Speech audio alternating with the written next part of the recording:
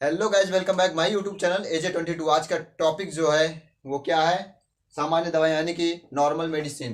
तो देखिए, types of medicine यानी कि दवाइयों के प्रकार तो आप पढ़े ही होंगे। अगर नहीं पढ़े हैं तो इसके नेक्स्ट वाले वीडियो में आपको वो मिल जाएगी कि मतलब कि कितने प्रकार की दवाइयाँ होती हैं, औषधियाँ कितने प्रकार की होती हैं, नेक्स्ट वीडियो में मिल जाएगी। ओके गाइज, तो अभी मैं आपको बताता हूँ सिंपल दवाइयों के बारे में। यानी नॉर्मल बुखार हो गया, नॉर्मल जुकाम हो गया, नॉर्मल से चोट लग गई तो कौन कौन सी दवाइयाँ प्रयोग की जाती हैं। हाँ, इससे पहले मैं एक चीज और बताऊंगा, ये दवाइयाँ खाने से हमारे शरीर में किन चीज में जाके ये इम्प्रूवमेंट करती हैं, जिसके कारण हमारे शरीर में जो है बीमारियों से लड़ने की क्षमता होती है, तैयार होती है या बढ़ती है। तो इसे भी बताऊंगा, तो बने रहिए हमारे इस वीडियो में लास्ट तक। तब तक चलिए स्टार्ट करते हैं ये वीडियो। देखिए गाइज, आज का टॉपिक जो है वो सिंपल मेडिसिन यानी कि साधारण दवाइयाँ या सामान्य दवाइयाँ। तो गाइस, सबसे पहले क्या समझते हैं हम लोग? गाइस, सबसे पहले हम समझते हैं medicine. What is the medicine? What is the medicine? दवा क्या है? तो दवा क्या है या दवा खाने से ये किस चीज को जाके इंप्रूवमेंट करती है, जिसके कारण हमारा रोग जो है ठीक होता है। देखिए गाइस, जब हम दवा खाते हैं, औषधि खाते हैं, तो ये दवा कहाँ पे जाके लगती है? ये दवा हमारे शरीर में किस जगह पे जाके लगती है? ब्लड में। दवा सीधा जाके ब्लड को इंप्रूवमेंट करती है। अब आप सोचोगे यार, ब्लड में तो हीमोग्लोबिन, प्लेटलेट्स, WBC, RBC, अगड़म बगड़म 22। नहीं, सॉरी गाइस, मस्ती में हो जाता है। ओके ओके गाइस, आप लोग ये सोच रहे होगे कि ब्लड में साला WBC कौन कौन से? WBC, RBC और क्या?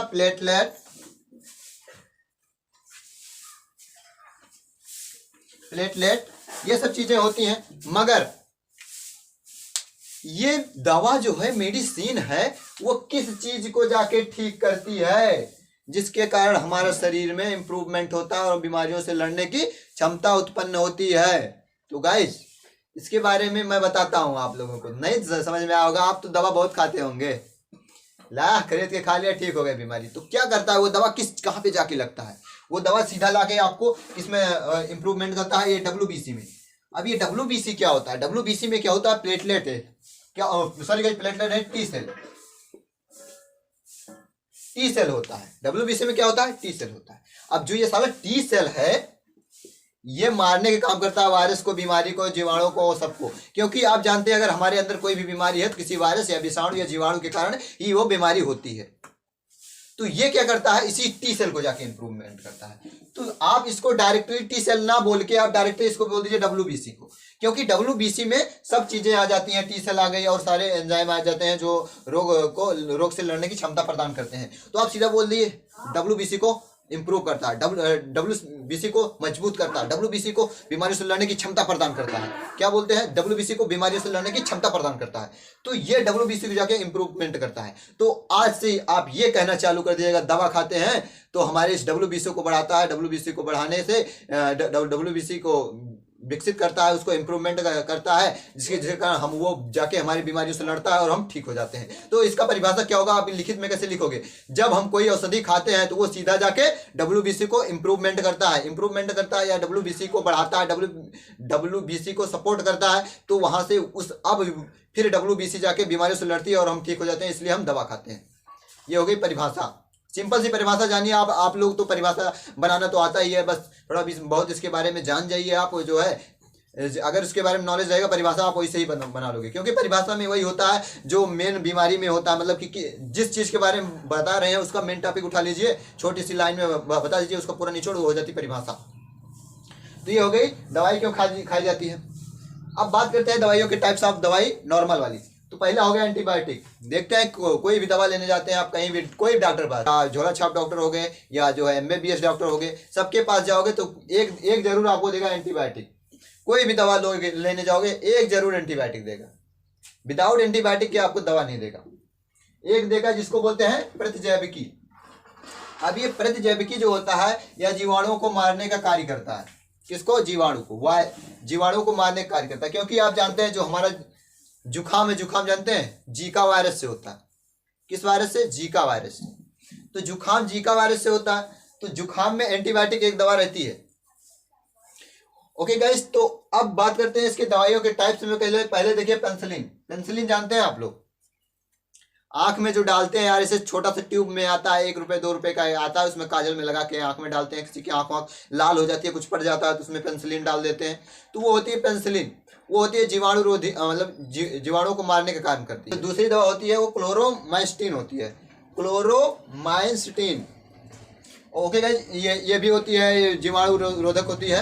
इसके बाद में आता है क्या आता है, स्टेट्रोमाइसिन। स्टेट्रोमाइसिन ये भी जीवाणु रोधक होती है। इसके बाद में आता है दूसरा नंबर पे एंटीसेप्टिक।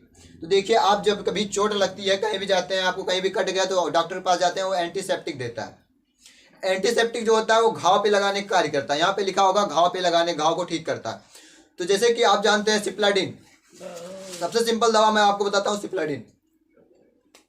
जो सिप्लाडिन होती है वो एंटीसेप्टिक होती है। वो कटे जगह पे लगाया जाता है, कटे फटे जले जगह पे वो लगाया जाता है, उसको बोलते हैं एंटीसेप्टिक।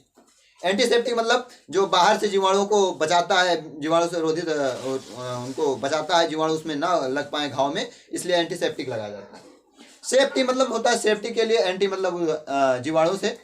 तो गाइस, तो जीवाणु विषाणु से सेफ्टी के लिए लगाया जाता है एंटीसेप्टिक, जिसको बोलते हैं जंगनाशी। जंगनाशी भी बोल सकते हैं यार, रोगाणुनाशी भी बोल सकते हैं। अभी हमने बताया ये घाव को ठीक करता है। जैसे कि एग्जांपल फॉर्म मैं आपको देता हूँ, आपने अभी तो देखा ही, क्या कौन सी दवा हमने बताई थी, सिप्लाडिन। सिप्लाडिन बताई थी। अभी हम यहाँ पे देखिए बोरिक अम्ल भी होता है। कौन सा अम्ल, बोरिक अम्ल। तो अगर आप केमिस्ट्री पढ़े होंगे तो आपको पता होगा बोरिक अम्ल क्या होता है, गुलाबी कलर का होता है बोरिक अम्ल।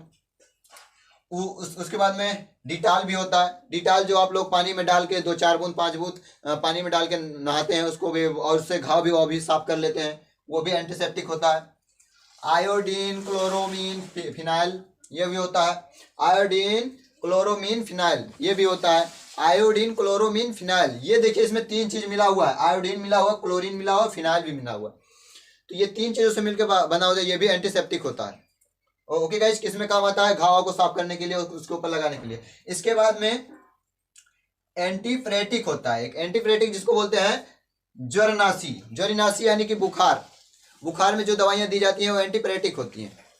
तो आप देखते हैं, सबसे सिंपल सी दवा मैं आपको बताता हूँ, पैरासीटामोल, ये भी बुखार की दवा, फेंसीटा, ये सब बुखार की दवाएं हैं। तो ये भी, इसको बोलते हैं क्या बोलते हैं, एंटीप्रेटिक होता है। ये देखिए यहाँ पे लिखा हुआ है, बुखार को ठीक करने का कार्य करता है।